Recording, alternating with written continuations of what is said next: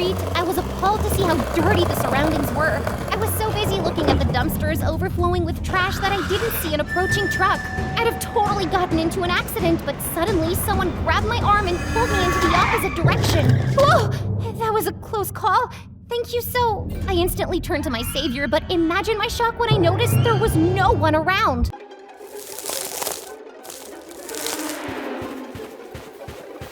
I was so heartbroken that I didn't even realize where I was headed. I just kept running, angry tears sliding down my face. And before I knew it, I'd run deep into the woods. Then all of a sudden, the ground crumbled beneath me and my stomach lurched as my foot stumbled, trying to catch myself. But before I could, I was falling down a steep incline. Ah! Rocks scraped my arms, and when I landed, a sharp pain shot up my leg. I couldn't move at all. Panic flooded through me. I had no idea how far I'd wandered, and I wasn't sure anyone could hear me if I screamed. Just when I felt totally overwhelmed with fear, I saw a huge shadow that looked like a lion. Oh no! This is it! This is gonna be the end of me! Hey folks, welcome back to your favorite channel, Confession Diary. And in case you're wondering, no, I didn't die that day. I was saved by an angel. Yep, no kidding. Okay, so let's start from the beginning. I was born to two parents who owned the biggest real estate company in the world. Growing up, I had everything a girl could dream of. Designer clothes, exotic vacations, luxury cars. Heck, when I was 5, I had severe constipation, so Dad ordered a custom-made gold toilet for me because he was convinced that would help me poop better. Now that's what you call stinking rich. Life was pretty much perfect until it all came crashing down one day. One afternoon, I returned from one of my endless shopping sprees to find Mom and Dad in the study surrounded by a bunch of people in black coats. What's going on? Are we renting the mansion for a movie shoot? No, honey, it's, complicated. Turns out my parents made some bad investments and now they'd lost everything. The cars, the yachts, and even the mansion. Our city's mayor was Dad's close friend, so he helped us auction off our stuff. My heart broke into a million pieces as our beloved belongings were sold off one by one. But I totally lost it when Rocky, my favorite pony, was brought into the hall. What? Dad, you can't be serious! Rocky is not for sale! I ran and hopped onto my pony and refused to get down despite Dad's repeated requests. Finally, Mayor Chadwick intervened and offered to buy Rocky. Macy, you can come to my place whenever you want to meet him. I promise I'll take good care of him. The mayor bought Rocky for a measly $1,000. In fact, he bought a lot of our stuff for little peanuts, but we couldn't do anything since we desperately needed the money. And this is how we ended up in an old, rather spooky house on the city outskirts. It was the mayor's old residence, but now the wallpaper was peeling, the floors creaked, and there was no air conditioning. One night I couldn't sleep because of the heat, so I decided to go get some water from the kitchen. As I opened the refrigerator, I swear I heard footsteps behind me, but when I turned around, there was no one there. Mom? Dad? No answer. I tiptoed to their room and found them sleeping peacefully. Maybe it's the heat messing with my brain cells. I went back to my room and tried going to sleep, but I couldn't shake the strange, uneasy feeling of being watched. The next day, I decided to explore the neighborhood a bit, so I grabbed my skateboard and went out. As I slided down the street, I was appalled to see how dirty the surroundings were. I was so busy looking at the dumpsters overflowing with trash that I didn't see an approaching truck. I'd have totally gotten into an accident, but suddenly someone grabbed my arm and pulled me into the opposite direction. Whoa! That was a close call. Thank you I instantly turned to my savior, but imagine my shock when I noticed there was no one around. What? But who? Huh? My heart pounded as I frantically looked all over, but there was no one in sight. That evening, I tried telling my parents about my weird experiences, but they thought I was acting up. Stop making up stories, Macy. You already know how stressed we are. And then Mom told me that she and Dad had enrolled me into a public school. What? But what about my friends? I'm sorry, honey. That's all we can afford right now. Oh, great. Now I felt like a complete stranger in my own life. But I knew there was no way out, so on my first day at school, I wore my oldest dress, hoping to blend in. Sadly, even then I stood out like a sore thumb. I guess new girl missed the memo. Surprise, it's not prom yet. Seriously, what's the point of wearing this? So people can see your daddy's credit card at work? Ugh. Well, that touched a raw nerve. Well, you should try dressing up sometimes too. Maybe you'll feel better about yourselves.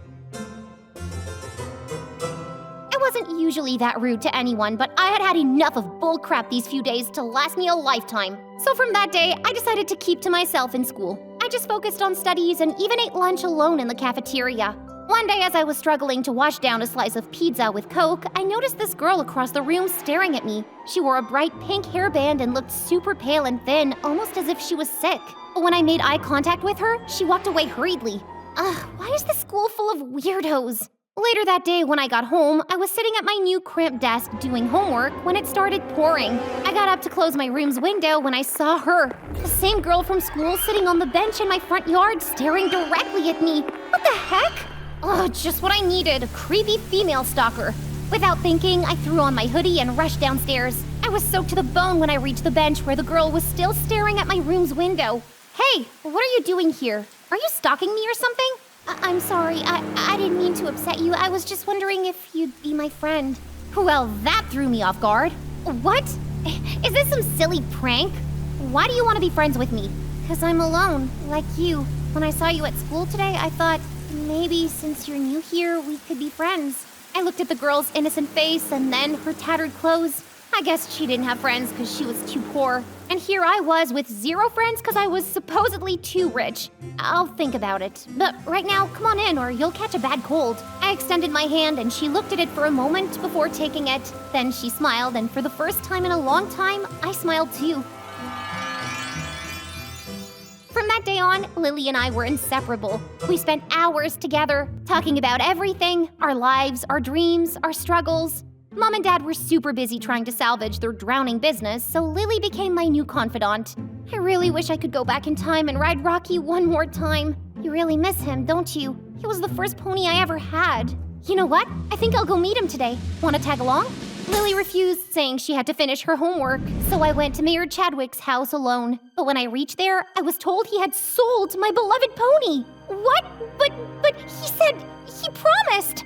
I couldn't even finish the sentence as angry tears choked my throat. I ran all the way back home and then further into the woods behind. I was so heartbroken that I didn't even realize when the trees started growing denser. Then suddenly the ground gave way beneath me and I fell down a steep incline. When I landed, a sharp pain shot up my leg. I couldn't move.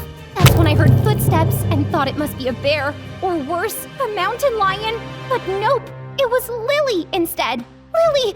Oh, thank God you found me! Relief flooded my chest. It took a few minutes, but with all her strength, she finally managed to help me back to my feet. Oh, you're hurt. Let's get you out of here. Lily started running through the forest as if she knew it like the back of her hand. But before I knew it, the world around me blurred and I passed out.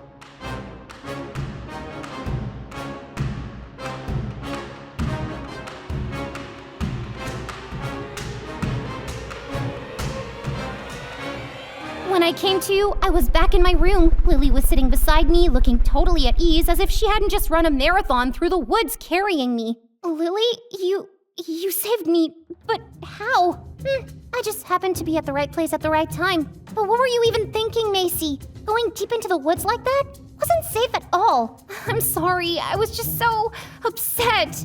Do you know Mayor Chadwick sold Rocky? He promised me he'd take care of him. Suddenly, Lily's face twisted with fury. I always knew that man is a low-life douchebag. Her voice dripped with so much hatred, and her eyes were on fire. I had never seen Lily looking so pissed. Do you know the mayor personally?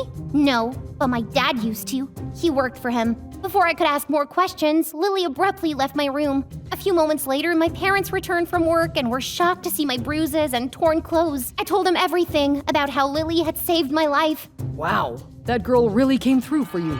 Yeah, we should do something nice for her. She totally deserves it. But when I mentioned it to Lily, she just smiled and shook her head. Hey, I don't need anything. Lily, please, you have to let us do something for you. Anything. You saved my life after all. Lily hesitated, and then her cheeks flushed pink. Well, there is one thing I've always wanted. I've never had a sleepover. Ever. What? Then let's do it! You're staying at my place tonight. We'll have the best sleepover ever, I promise. That night, we had so much fun as we gulped down extra cheese pizzas and binge-watched confession diary videos. It was turning out to be a great night when suddenly, Lily suggested something unexpected. Hey, let's go explore the basement. The basement? I didn't even know we had a basement. Wait, how do you know? Actually, I used to explore this house when no one lived here. It was my way of passing time. Lily looked kinda guilty, so to make her feel comfortable, I agreed to the plan. Soon I was following her down the creaky stairs, the cold air and dust in the basement making me feel a bit nervous. There was a faint smell of mildew, and I suddenly didn't feel so sure about this adventure. I don't like this. It feels creepy. Don't be a scaredy cat. Let's go deeper. With a mix of fear and curiosity, I stepped forward. That's when we found it. A hidden door at the far end of the basement. It was cracked open, revealing a narrow stairwell that descended into darkness. Lily's face suddenly grew serious. Come on, this is where it all ends. What do you mean? You'll find out soon. I hesitated, but Lily took my hand and looked straight into my eyes. Trust me, Macy, I would never put you in danger. I trusted Lily all right, so I switched on my phone's flashlight, pushed the door open, and we descended. At the bottom was an old wooden chest covered in dust. Lily's hands trembled as she opened it. Insides were yellowed papers full of names, dates, and references to shady dealings. Documents that pointed to smuggling and criminal activity. This is my father's stuff. What? What's going on, Lily? Suddenly tears welled up in Lily's eyes and her face turned even paler. My dad wasn't a smuggler. He was framed by the mayor. The mayor? I stared at the papers in disbelief. My mind went numb as I went through them. I could hear Lily's voice behind me. My father was an honest man. He tried to fight it, but the mayor was too powerful, so he had to escape. But now the world needs to know the truth, Macy. Please, please. Suddenly, I felt a gust of cold air behind me, but when I turned around, there was no one. Lily? Lily? I frantically looked around for her, but it was like she'd vanished into thin air. A sudden feeling of dread settled in my heart. Where was Lily? How could she just disappear like that? And the secret about her dad? With shaking hands, I grabbed the wooden chest and somehow managed to walk up to my parents' room. When Dad saw the papers and documents, he was stunned. Where did you find these? Lily led me to this, and then she disappeared. Dad, I hope she's okay. Where did she go? We have to find her. Suddenly, my eyes fell on a picture inside the chest. It was Lily with a man who appeared to be her dad. They were both smiling. This is Lily. Dad saw the picture and his face turned white as a ghost. That's not possible, Macy. What do you mean? This is Lily, my friend, the girl who saved me that day. Dad looked at me strangely for a moment, and what he said next knocked the wind out of my lungs. Macy, Lily and her dad died in a car crash 8 years ago. They used to live in this house. Her dad was accused of smuggling, so he tried to escape overnight with his daughter, but they got into an accident and... I froze completely for a few seconds, and then realization struck. Lily wasn't just my friend. She was a ghost, bound to this house, seeking justice for a crime that had destroyed her family. Suddenly, I felt that gust of cold air again, and someone whispered in my ear, I need you, Macy. I need you to tell everyone what really happened.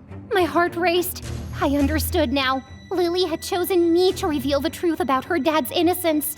She trusted me. Heck, she saved me from a sure death. And now it was my turn to return the favor. I'll help you, Lily. We'll make sure everyone knows. Together. And just like that, the secret unraveled. Dad's press conference led to the mayor's arrest, and Lily's dad was declared innocent, though too late. Few days later, we moved for a fresh start. I hesitated to make new friends. After all, my last one wasn't even alive. But no matter how much time passed, I never forgot Lily.